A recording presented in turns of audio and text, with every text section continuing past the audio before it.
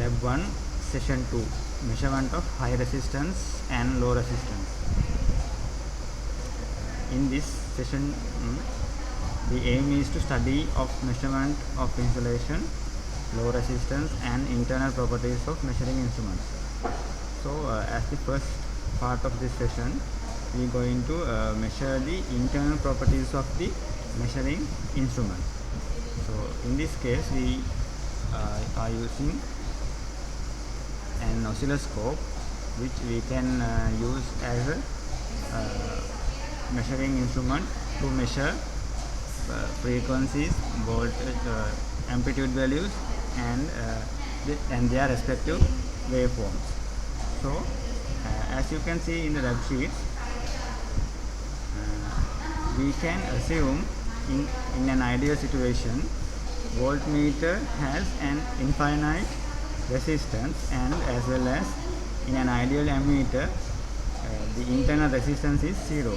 But in reality, we can see that a very high resistance is available in parallel to real voltmeter, and a low resistance is available in series to a real ammeter, and as well as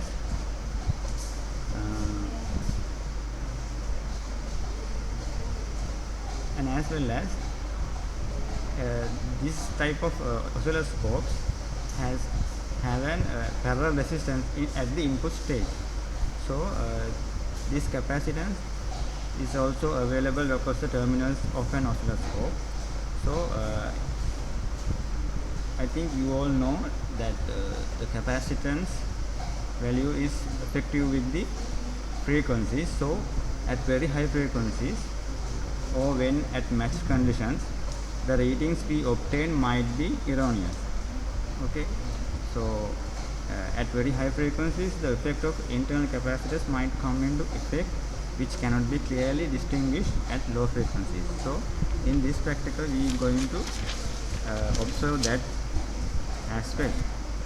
So as you can see in figure 1.2 in lab sheet, you have to construct a voltage divider circuit like this. I think you can see that, right? In here I have used two resistors in series which are of the same value, that is 100 ohm resistors. So and as well as you can see in the lab sheet, I have connect channel 1 and channel 2 into that resistors, and as well as I have connected a signal generator which gives you the input signal as AC signal. Okay, so what I'm going to do is adjust the frequency values in steps and observe the oscilloscope readings,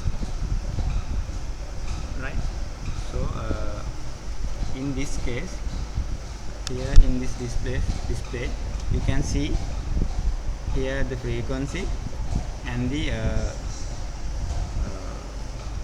time division per second as in this graph, right?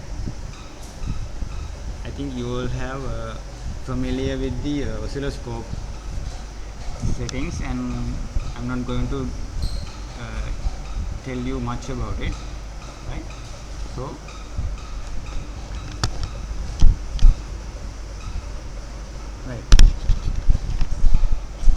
now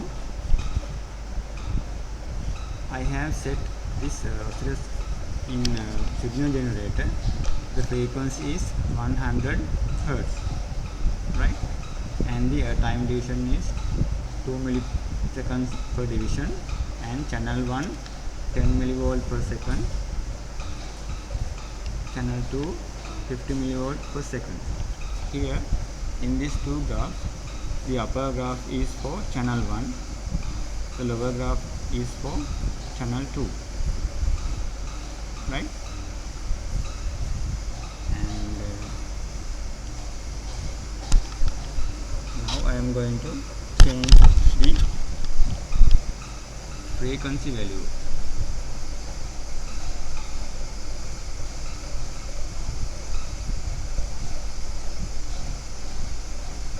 I am going to increase the frequency value up to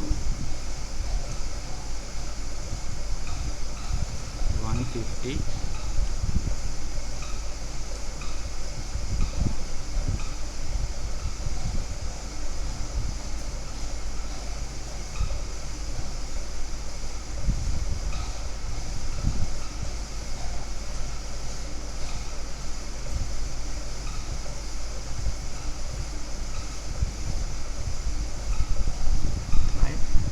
You can observe the graphs of these two signals, channel 1 and channel 2. You have to measure the amplitude values of the two signals, right? Frequency is same for the both signals, but you have to calculate the amplitude values. Right, now I am going to change the frequency up to 200.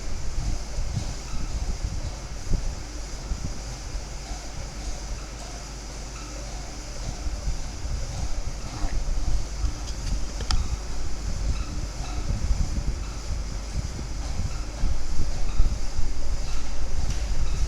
Now take the readings for the channel 1 and channel 2 graphs.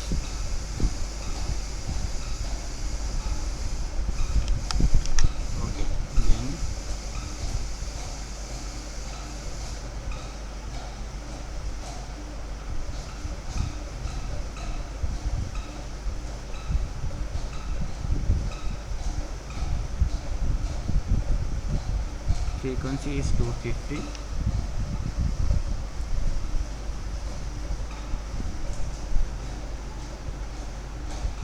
And you can take the readings for channel 1 and channel 2.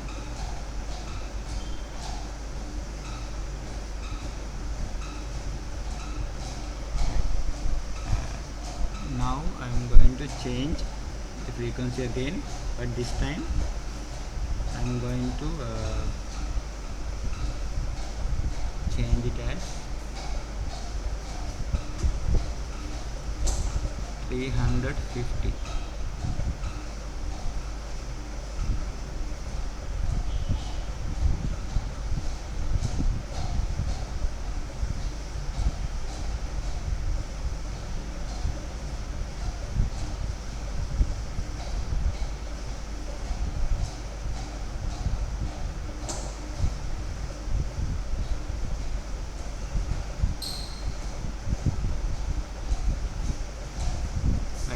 Take this value as 352 and you can measure the channel 1 and channel 2 graphs.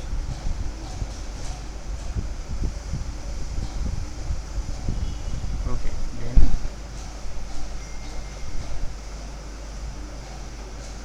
I will again increase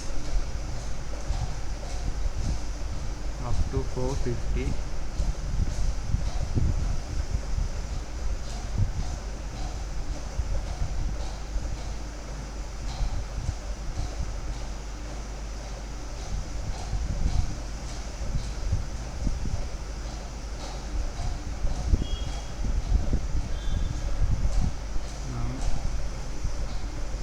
Take the amplitude values of these two graphs, channel 1 and channel 2.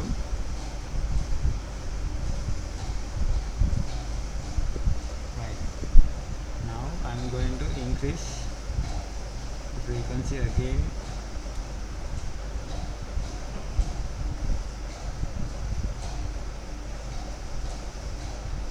up to 600.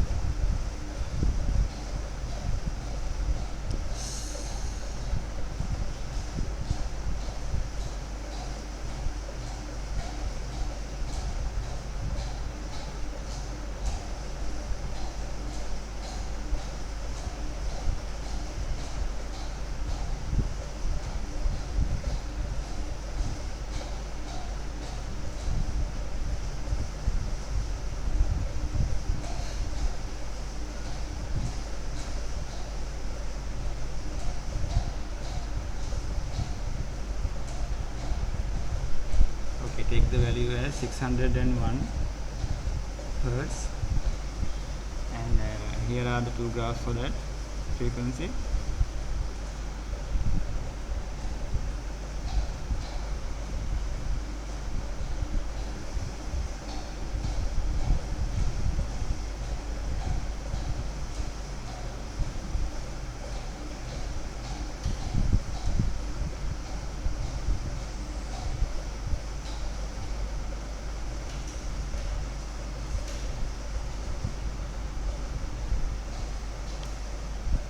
Okay, now I'm going to increase.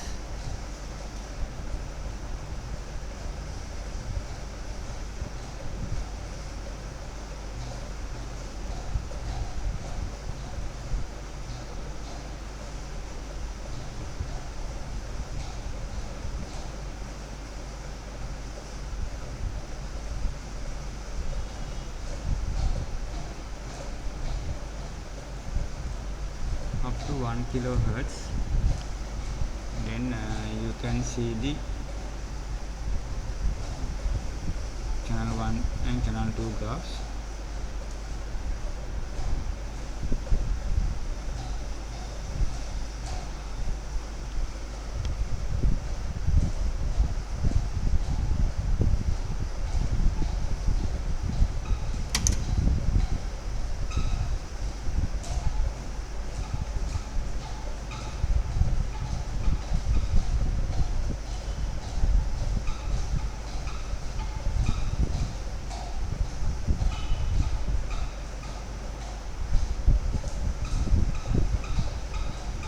Kilohertz.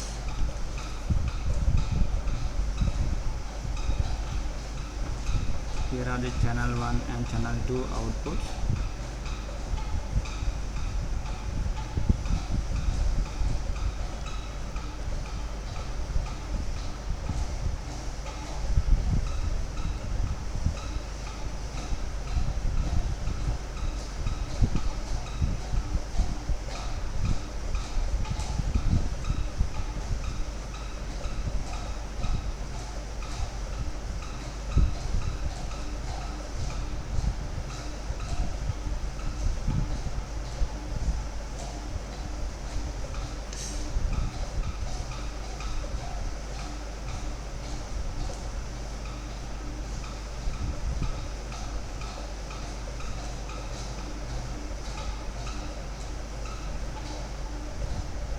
The frequency is now 5 kilohertz.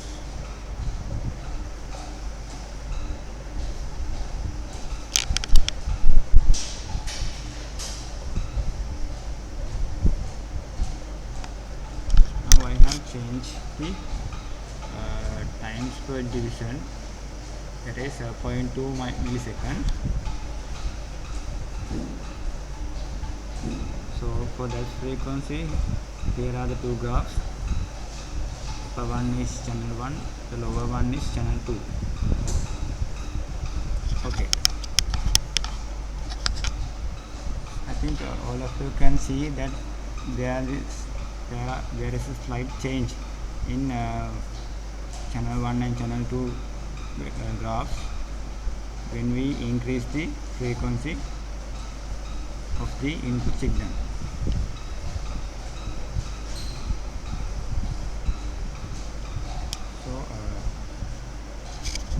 I'm going to change the resistor value into